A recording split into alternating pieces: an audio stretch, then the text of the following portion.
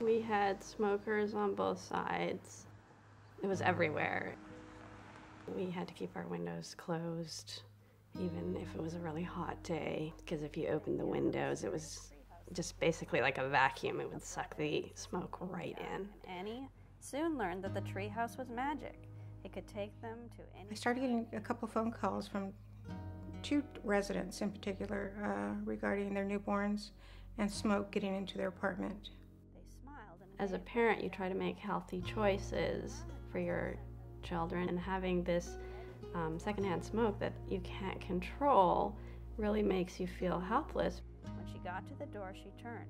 Oh, secondhand smoke is the 6th largest killer in the country, and when you share a wall with somebody, even if you're not in the same room, we know that you experience the effects of that smoke. And secondhand smoke is related to asthma development and worsening of symptoms. Children who are constantly exposed to secondhand smoke have a harder time fighting infection.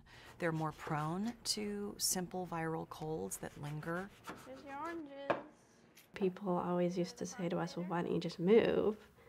But without a smoking ordinance or a law in place, there was no guarantee that we wouldn't have the same problem in the next apartment. We're gonna have a sandwich too later, okay? I wanted to go to City Hall and let them know that this is not a hypothetical problem. This is a real issue that's affecting my children every day. Smokers are not a protected category of people. It's a choice. You have a choice to smoke. You have a choice not to smoke. You don't have a choice to breathe somebody else's smoke. If you're in an apartment next to somebody who smokes, you don't have that choice. You will breathe their smoke. Can't stop people from smoking, but pretty effectively, the ordinances we've passed have been able to stop them from affecting the health of somebody else.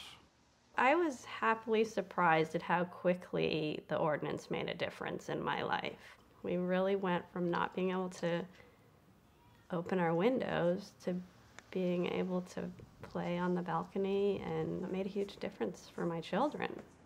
The tenants are so happy.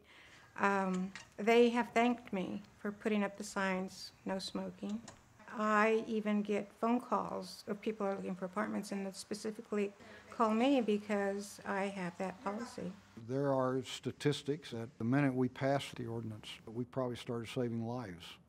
And I don't know where else you can take an action like that that can result in those kinds of immediate results that are that effective. When I look back at my first term, being the champion for this public health non-smoking ordinance as it impacts multiple housing units is probably the most important thing I did. This was an ordinance that I really felt was important because there were many people that were being negatively affected by other people's behavior. So I'm very, very proud that the city was able to get behind this ordinance and pass it.